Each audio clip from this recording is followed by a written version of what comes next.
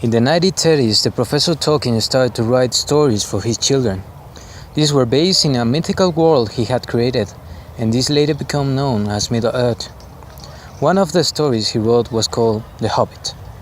This was something he had never intended to be read by the public, but in 1936 the book came to the attention of a publisher who convinced Tolkien to publish his work. The rest, you could say, is history. The Hobbit was a huge success, and fans of the book, both young and old, asked Tolkien to write a follow-up. And that's how the story of epic fantasy begins. So, what has made this such a popular book? Well, it's quite simple. It is the style in which the book is written that makes it so charming. Unlike his later work, The Hobbit is very simple and very easy to follow. The story flows along nice and quietly, with Tolkien taking the reader on a wonderful journey. Tolkien once said that his children hated to be treated as children. That's why he wrote the book with a different kind of language that could be enjoyed by both young and old readers. Tolkien uses a very clever language that is simple to understand, yet has a way of painting some really beautiful, vivid pictures. The book is aimed at children, but it is also loved by adults. The thing that made the history so engaging back in the 1930s was the fact that the readers had never had anything like this before. Tolkien created a world that no one had really experienced previously. Middle-earth was an unfamiliar place full of wonder and magic. Since The Hobbit, many authors had created similar worlds that always have similarities with what Tolkien did. The fact is that The Hobbit is a very simple, elegant, beautiful told story.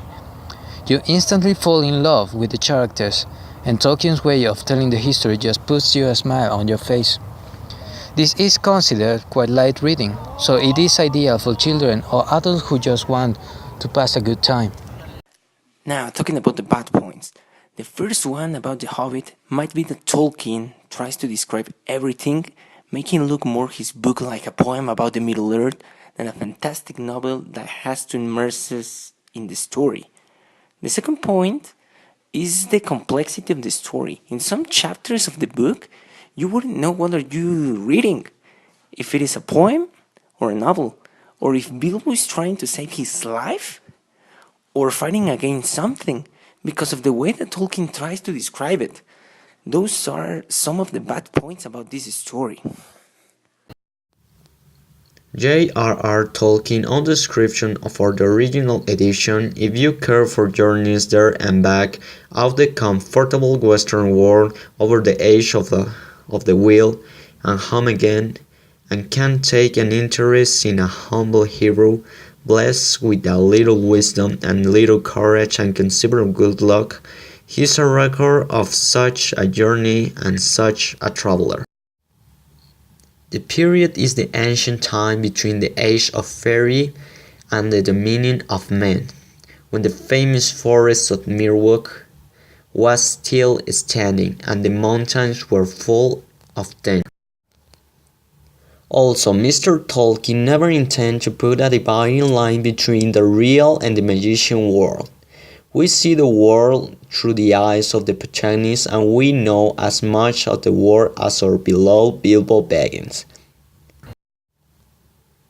As we say, the world functions without any external influence, work as a whole unit, and it's completely external to our world, the real world.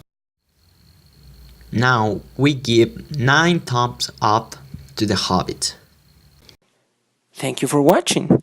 That was all for today, and please don't forget to subscribe.